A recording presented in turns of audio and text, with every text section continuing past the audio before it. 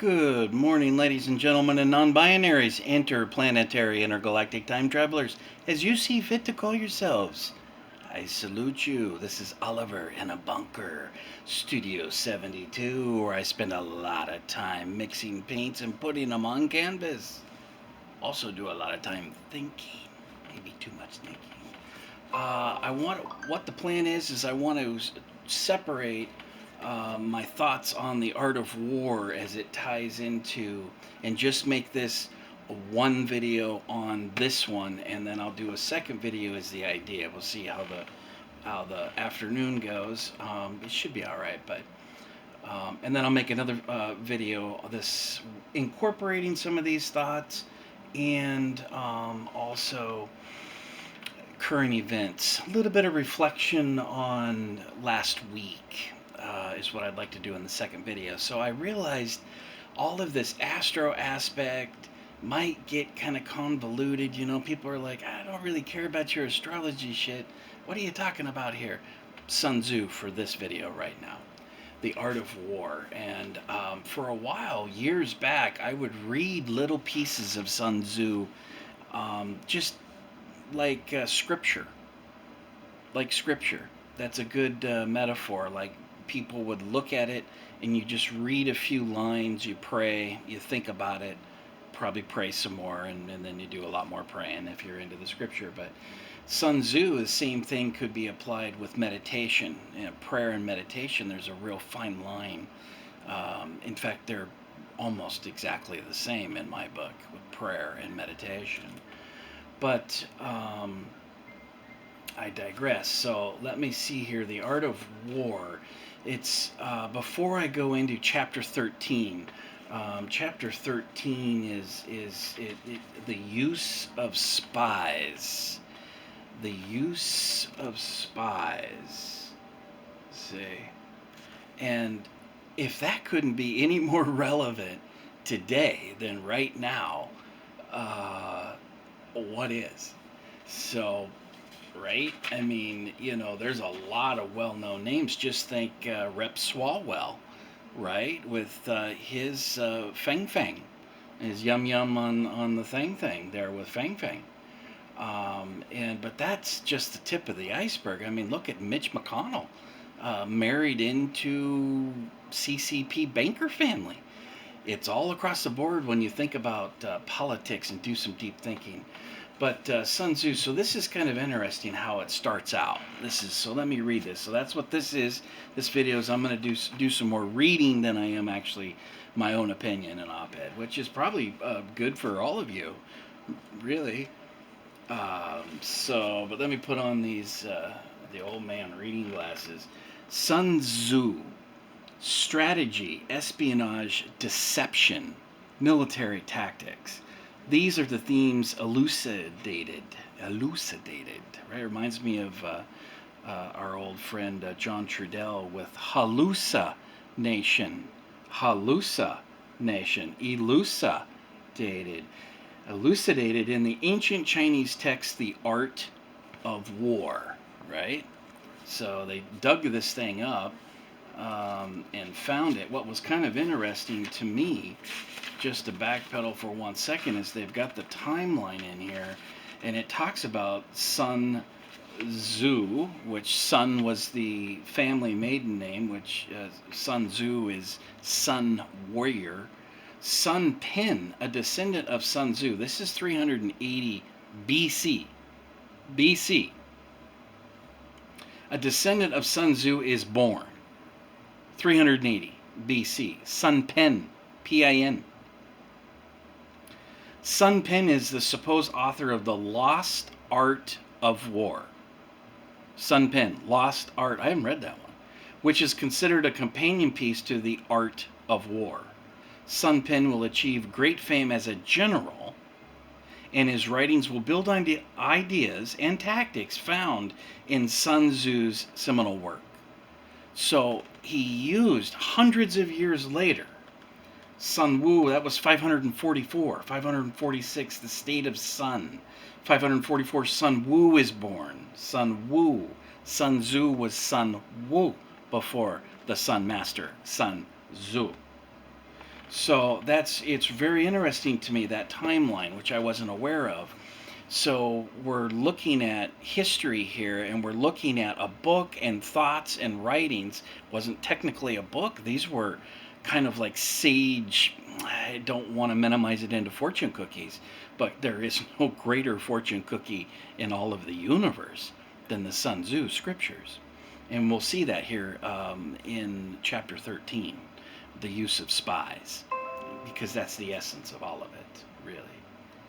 So it's Vihan Health, silent vaccines induced myocarditis confirmed by biopsy. That'll be an interesting YouTube story right there. So we got Biden, the White House is going live. Oh man. We've got to. Okay. So the indispensable handbook to a subject that has occupied kings and generals for millennia. Little is known about the historic figure of the book's author, Sun Tzu. The earliest accounts of his life were written hundreds of years before he died, and the surviving information is clouded by legend. Thought to have lived in the 5th century BC, at roughly the same time as Confucius, Sun Tzu was born as Sun Wu. Sun was his family name. Wu has given name, and the Tzu an honorific title. His family was part of a clan of experts on arms and fighting. In that era, clans and families owned, in quotations, information. Right? Just like today, Twitter owns information, right? The use of spies, Twitter. Just as in the medieval European guilds, father passed on specialized knowledge and training to their sons, Sun Tzu's teachings are most likely a combination of his clan's ideas and his own, as well as concepts associated with early Taoism. Taoism, isms. Love Taoism, by the way. Throughout ancient times, the political and social climate of China was characterized by violent upheaval, the rise and fall of great dynasties, and almost continuous military conflict. Right? Kind of sounds like another country I know pretty well. Sun Tzu followed the profession of his clan, and on the basis of his growing reputation, entered the services of Ho Lu, the king of the state of Wu, as a traveling advisor for hire. That's the job I want. Traveling advisor for hire. Put that on your resume, Larry. His military stratagems intrigued the king, and Sun Tzu eventually became a general of the king's army. See? Good ideas. Employing psychology. Psychology! It's all psychology. It's all psychoanalysis. It's all psychology. Deceit, strategic power, and diplomacy.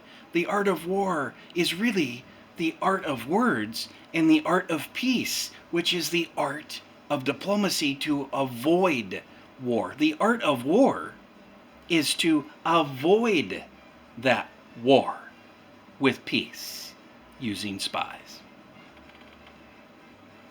No, it's a toolbox. And diplomacy as the fundamental arts of combat. Sun Tzu defeated numerous opponents and created a systemic treatise on war. Military history offers dramatic testimony of Sun Tzu's wisdom. It's the history. The adoption of his methods by those leaders of history's great armies, and the failure of those who disregarded them. So it's table of contents, the world of Sun Tzu and the art of war. So it's going into the Shang Dynasty, 1700 BC, the first documented Chinese civilization. Cities are built, and the writing and techniques of bronze metallurgy are developed. So it goes in through this timeline, which is what I was saying. I mentioned briefly earlier with the Sun Pen, a descendant of Sun Tzu is born. And it goes in down here, and it says, the art of war is translated into French by Father J.J. Amiot a Jesuit who learned of Sun Tzu and the art of war while he was a missionary in China. The translation is probably read by Napoleon. Napoleon used Sun Tzu. 1905. That was 1772, by the way. 1905. In Tokyo, the first English translation of The Art of War by Captain E.F. Calthrop appears under the title Sonshi. Sonshi, the Japanese form of Sun Tzu. 1910. Lionel Gilles publishes his English translation of The Art of War. 1972. 50 years ago. That's a vintage year, Larry. An archaeological dig unearths a lost text of The Art of War in the Shantung province of modern China. Dug it up in 1972. The text contains, well, I don't know about digging. The text contains long sections of 13 chapters, lucky number 13, that are already known, as well as passages from 5 lost chapters. The text appeared to have been buried around 140 BC. So I guess that analogy or metaphor of digging up is accurate. So then it goes into intro. It goes into the contents. You know, if you haven't seen this, man, grab yourself a copy. I'm sure you've heard of it. Everyone's heard of it. But have you actually opened it and read it?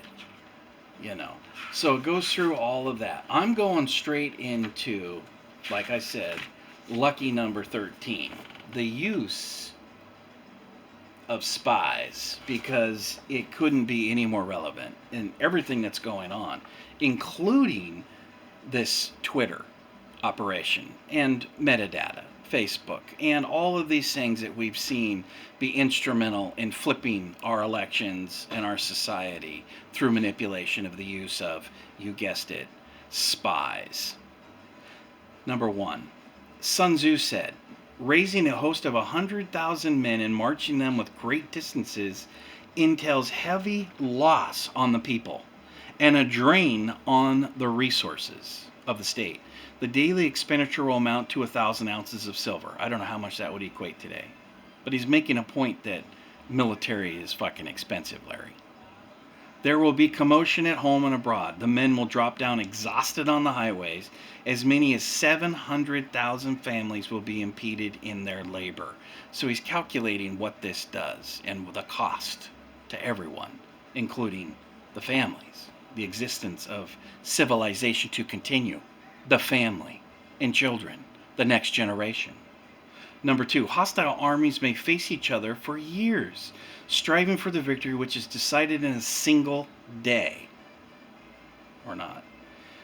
This being so, to remain in ignorance of the enemy's condition, simple because one grudges the outlay of 100 ounces of silver in honors and emoluments, is the height of inhumanity.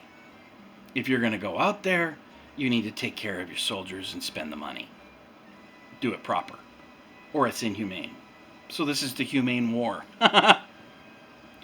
One who acts thus is no leader of men, no present help to his sovereign, no master of victory. Number 4. Thus, what enables the wise sovereign and the good strike what enables the wise sovereign and the good general to strike and conquer and achieve things beyond the reach of ordinary men is foreknowledge. Think about that. Think about this. These simple, almost quasi-fortune cookie type of scriptures, just very short, numbered. All of them have such deeper meaning, great philosophical depths to the simple, what appears to be a fortune cookie. Number 5, now this foreknowledge cannot be elicited from the spirits. It cannot be obtained inductively from experience, nor by any deductive calculation. You can't think this through, this foreknowledge. It's not something you think about and you have it. It comes from spies. It comes from, number 6, knowledge of the enemy's dispositions can only be obtained from other men. Period. Number 7, hence the use of spies, of whom there are 5 classes. Number 1, local spies. Number 2, inward spies. Number 3, converted spies. Number 4, doomed spies. Doomed spies, Larry? Doomed spies. Number 5, surviving spies.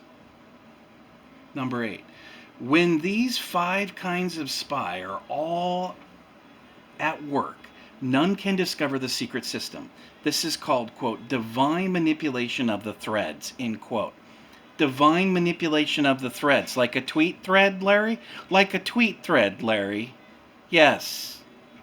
It is the sovereign's most precious faculty. Number 9, having local spies means employing the services of the inhabitants of a district. That means your enemy's district. Your enemies, your other people. Local spies. 10, having inward spies making use of officials of the enemy. So you have your spies inward, manipulating on the inside. See? Think about social media. Think about the modern day wars that we're in, the warfare that we've been in for years. Number 11, having converted spies. Converted spies is the most important of them all, Larry. Getting hold of the enemy's spies and using them for your own purposes. What does that mean, converted spies? That means not alienating and isolating the spies. That means getting to know your local spies and flipping them, converting them. You flip the spies by talking with them. Number 12, having doomed spies, doing certain things openly for purpose of deception and allowing our own spies to know of them and report them to the enemy. Yep, that's him. Hey, you know what? Psst, look at that guy right there. Look at it. Look, keep your eyes on Larry over there, okay? This guy, honey trap. Or this lady, honey trap. You out them to build a whole bunch of psychological dynamics. Oh, you're the spy catcher. Oh, we're going to elevate you. That's the spy outing the spy. 13, surviving spies. Finally, after those who bring back news from the enemy's camp. Finally, are those who bring back news from the enemy's camp. That's surviving spies. Native American have a term called counting coup.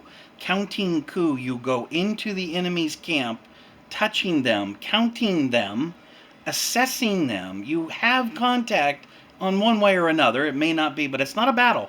And then escaping. It's called counting coup. John Trudell named one of his sons Counting Coup. He had a lot of sons, Larry. Trudell with the American Indian Movement, Friends of the Family.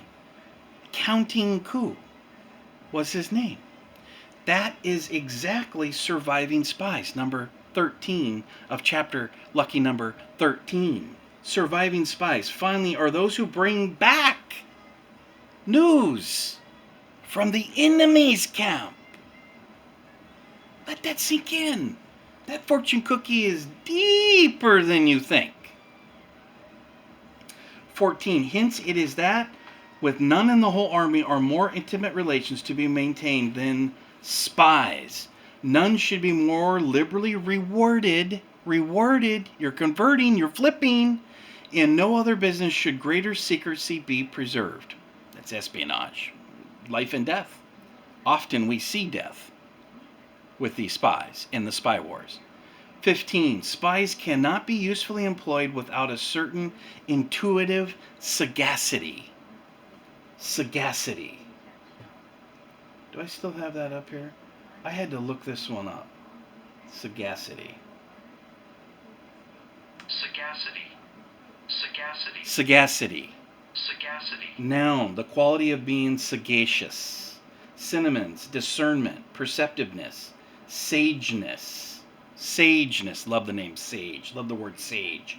Insight, perceptivity, sapience, perception, sagaciousness, sagaciousness, sagaciousness. Try that one 10 times fast with your got a dry mouth. Wisdom. So Sagacity. Sagacity. Spies cannot be usefully employed without a certain intuitive. You're almost touching sagacity. You're almost touching intuitive sagacity. You're almost in flirting with extrasensory perception. You're almost talking about remote viewing. This is BC.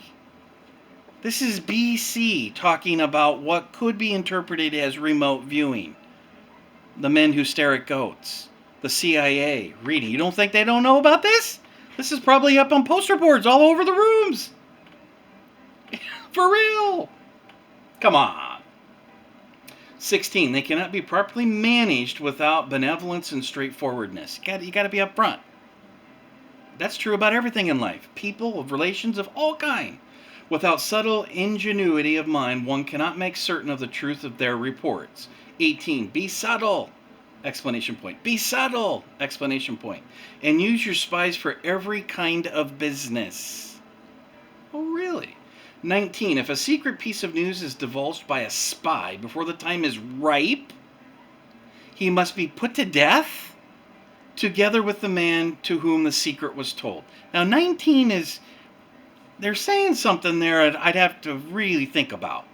Number 20, whether the object to be crushed on an army, whether the object to be to crush an army, that's a weird word, to storm a city or to assassinate an individual. Assassinate an individual, Larry.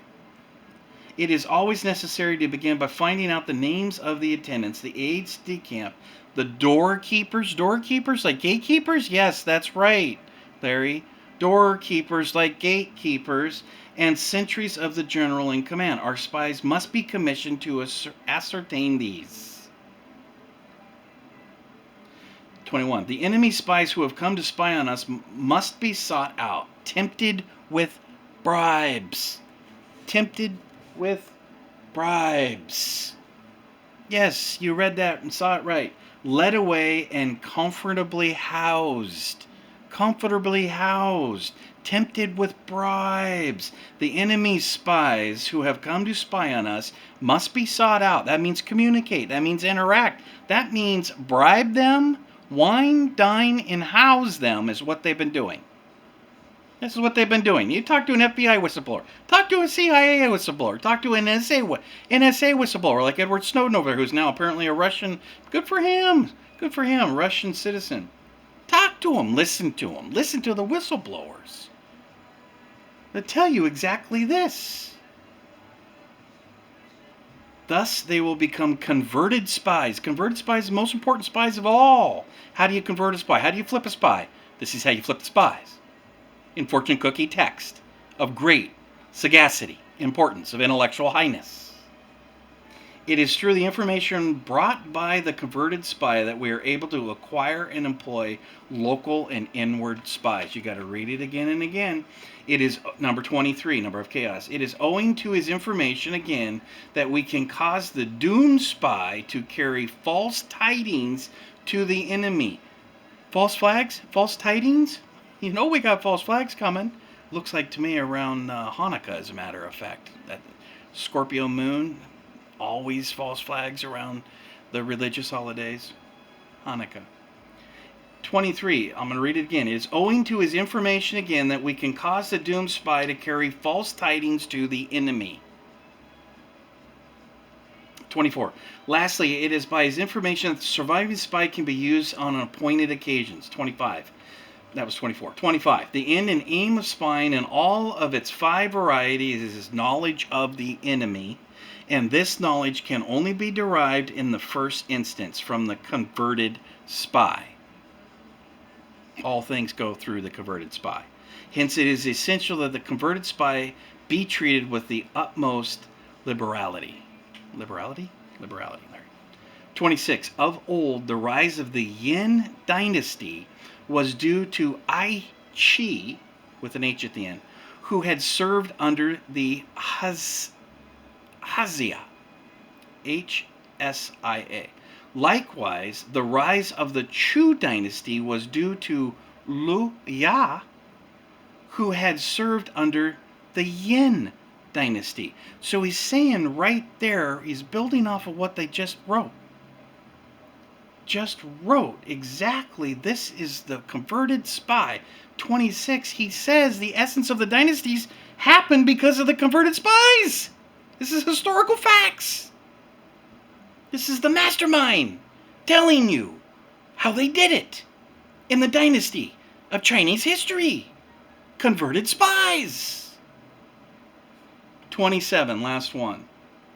Hence it is only the enlightened ruler and the wise general who will use the highest intelligence of the army for purposes of spying, and thereby they achieve great results. Spies are a most important element in war, because on them depends an army's ability to move. Period. Chapter 13. The art of war. The use of spies. Now think about that. Think about the significance of it. Think about all the spies and the espionage that we've rooted out through Trump, back in through Obama, all those Russian embassies that were liquidated. Think of all the espionage, these beautiful Slavic women. Where do you think all these beautiful Slavic women are coming from? The hell are they doing here? Looking for green cards? What are these gorgeous Slavic women been doing? What are they doing around Obama time? What are they all over the country? What do you think these Slavic honey buns are doing? Right? And then why do we find these beautiful Slavic supermodels dead? Drowned in swimming pools, drowned in the ocean, thrown. Yeah, they jumped out of their apartment, Larry. Oh, really? Beautiful goddess was depressed and jumped out of her New York apartment? Oh, Ruslana Korshunova? Ruslana Korshunova? Oh, she was depressed. Yeah. Bullshit. Bullshit. I just read. Killing the spies. The use of spies. Napoleon used it. They're all using it, and they're using it today. Right now. Right now. Got my old man glasses on. So that's why I wanted to separate all that. It was that important. It was that juicy, and I hadn't read Sun Tzu for a long time. Get a copy and read it. Really, like a copy, not just online. You can find it all that stuff online, but just get yourself a paperback copy if that's all you can get. But have a glorious day. Keep all of that in mind. December 5th, 2022, 11:30 a.m. Second video, I'm going to dive into some current events. Kind of build off of this just a little bit. All right? Peace out. God bless. All right? Cheers. Iced coffee. Put cinnamon in the coffee grounds in the filter. Just a thought. I love it.